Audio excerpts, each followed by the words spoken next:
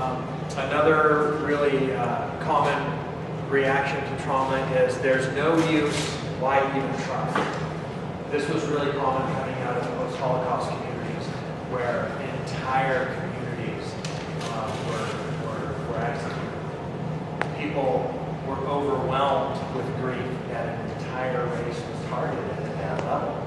And they came out of that well into the 1970s saying, I just don't see why it's worth trying. 10 million people. 10 million people. 10 million people is unthinkable. And I don't even know how to address that. So people would just say, it's easier for me not to think about it. And I can understand that that's difficult. And there were some people like that in the 90s when I started working around here that thought like that. It would be easier if we all just moved to town and went to the public school system. There were people that thought that was the best route to go. And when you think about the trajectory of the last 100 years, there was a lot of hopelessness. There was just not a really bright future in single times for entire generations. And so it's easy to say that, but the reality is, if we do that, we're kind of done. And that's it. We all just decided we were going to pretend that nothing bad in the past ever happened. We would become what's called anti-fragile. We could not continue to adapt. We would completely fall apart. So those three keys, those are the three symptoms of collective trauma. Political apathy, a sense of hopelessness. I don't remember the third one. Must have been that good. But we can see when we sit down in a group, when we're trying to address topics that are really important to us, if they're emotionally charged, like important things should be, if we're talking about our language, or our culture, or our traditions, or jump dance, or sweat house, whatever, we have these things and they mean a lot to us. But we don't really know how to bring those things out. Collectively, we've been traumatized. We don't really know how to bring those things out. We didn't have a chance. It took my dad. I love my father.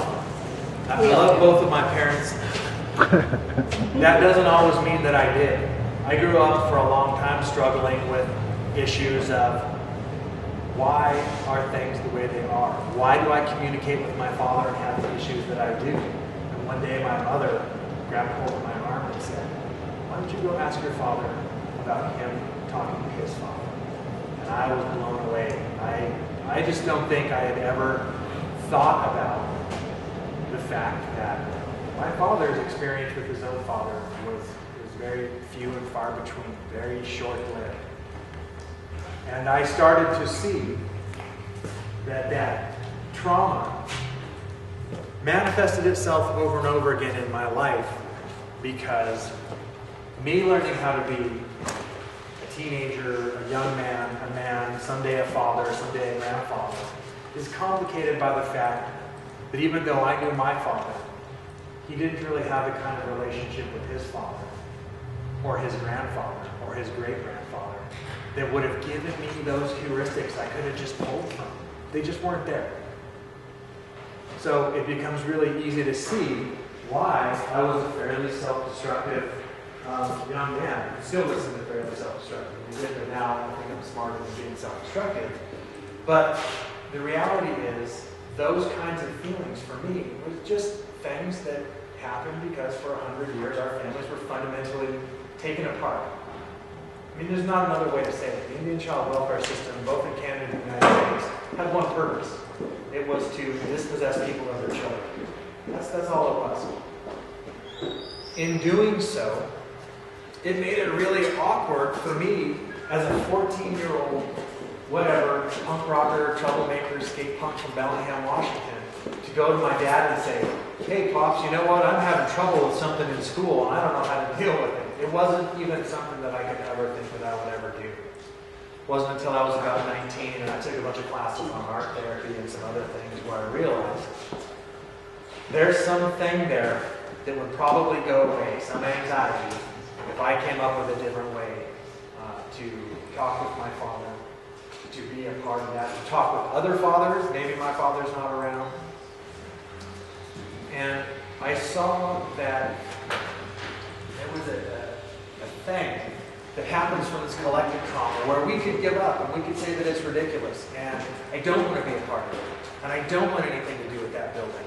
And I have all this entropy, all this disorder. They go hand in hand. And I could just take all these things I interviewed in my dissertation and I could move away and I could teach somewhere or retire in 10 years or do whatever.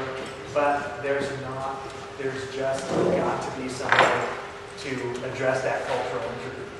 For the last 10 years, I got to consult on some great projects, boot camps with the kids, culture camps, life skills and technology, one of the first projects Junior and I worked on. Lots of interviewing for child and family, for governance transition, for the corporate sector.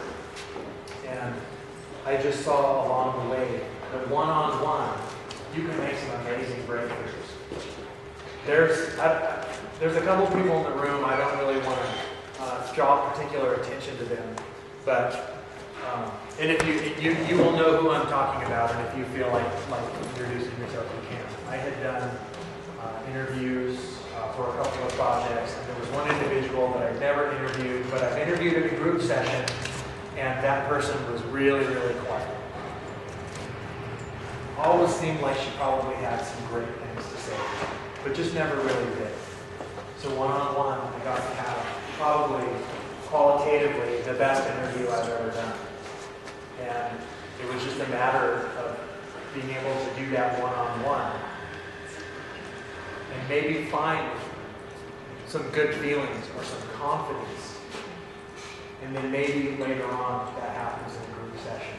And I started to think more and more about why is this one individual in a group doesn't ever contribute, but one-on-one, she's talking about things that I've never heard anyone talk about before. And it just kept coming back to this idea. I would go to community meetings, and I watch people in their chairs, and their fists are all clenched up, and they're in their pockets, or they're on their phones, or their arms are crossed. And when it comes time, when you say, does anybody want to say anything? It's just, all of this is just built up. On top of having this kind of latent cultural trauma where some things are just difficult for us to do with or deal with or talk about. That on top of everybody having experienced it, so nobody got to go home and get, fixed the way a culture should. And you just get this tension, this anxiety. My cousin over here, who knows 3/4 of you, or is related to 3/4 of you, but I'm only related to one of the things that I realize is there's just always got to be a Don in every group. And I know some people call him Mac, but the reality is I've seen him walk into terribly tense, terribly difficult, awkward situations. And he will make everyone laugh, and that changes everything. I've tried to become more aware of group dynamics when there's that tension. Remember, tension is just that feeling when you know something needs to be done, but you don't know what. And I do it sometimes. I'm a little bit self-effacing. I joke around in my own experience when I make presentations and just lighten up the mood a little bit. My cousin does it, and my brother Junior is the same way. Sit down and really, sometimes just bringing to everybody's attention that there's something that's awkward just makes it feel less awkward. And I found that about 100% of the time, conversations will start off